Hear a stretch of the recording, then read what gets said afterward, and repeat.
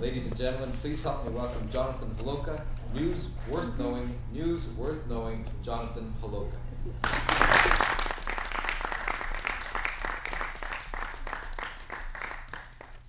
Good evening, everyone.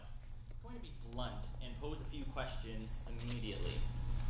First, please raise your hand if you've heard anything on the news in the last couple of months about Charlie Sheen. Quite a few people.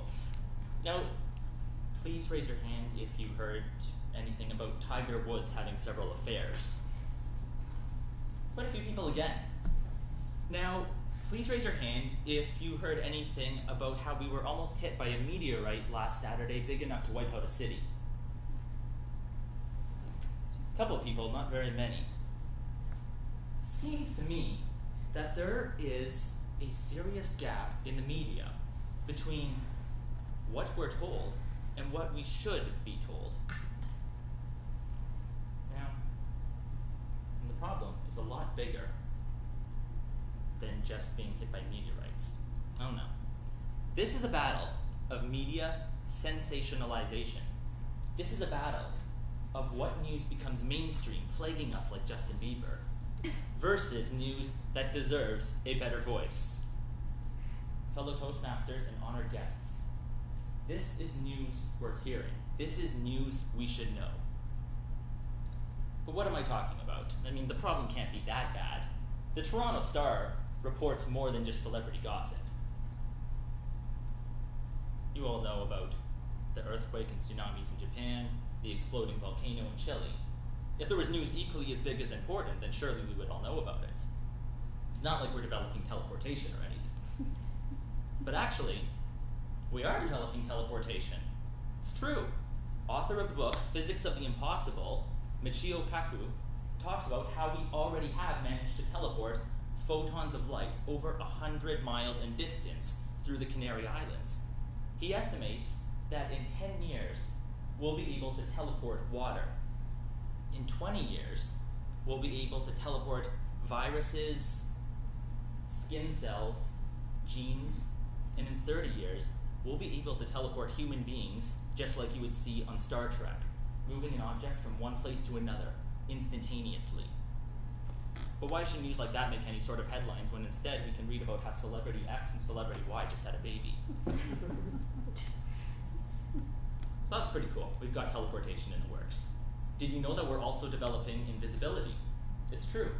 Scientists in California are working on making cloaking devices that can render an object completely invisible by manipulating and bending light waves.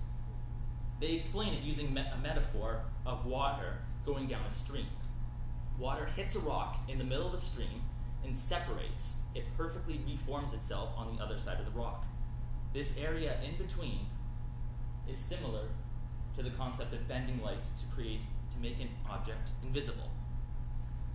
And while we're on the topic of unusual news segments, did you know that China shut down an airport last year because they saw a UFO over it?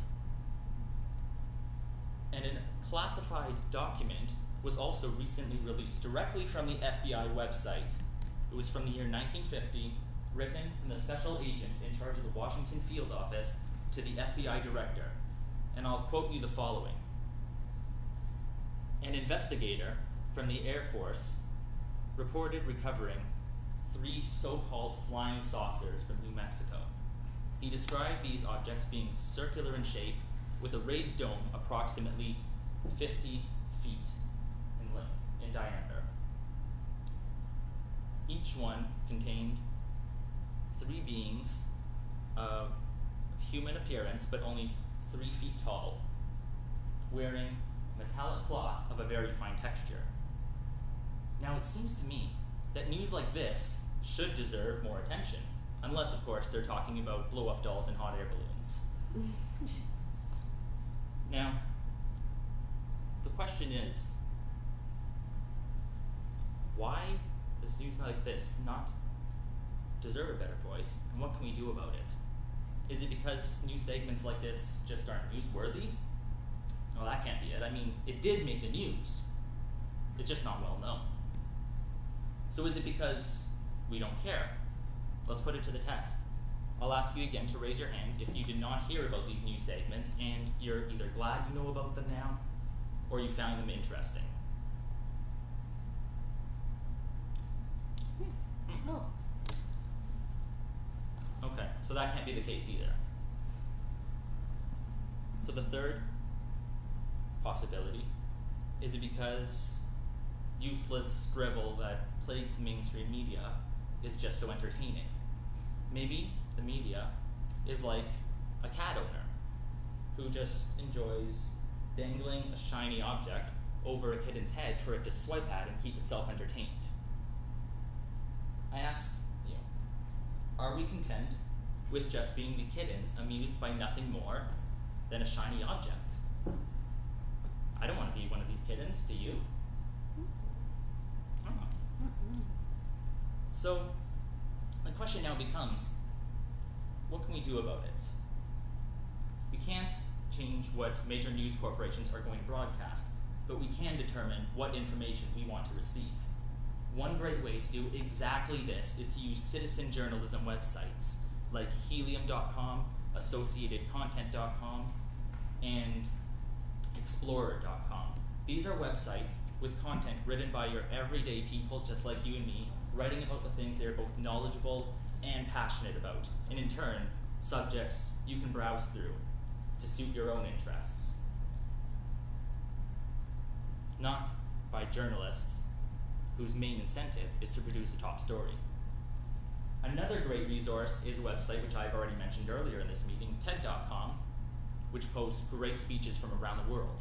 Their website headline is "Riveting Talks by Remarkable People, Free to the World. Ideas Worth Spreading." As Toastmasters and as educated human beings, it's our job to stay informed beyond what is directly showcased to us from the media. I encourage you to think about what insights you already possess to life, science, the economy, and everything else. How do you know about this information? Do others know about it? How can you spread your knowledge? They say that knowledge is power, and I doubt that phrase is foreign to anyone here. If that's the case, then let's make sure that we're powerful.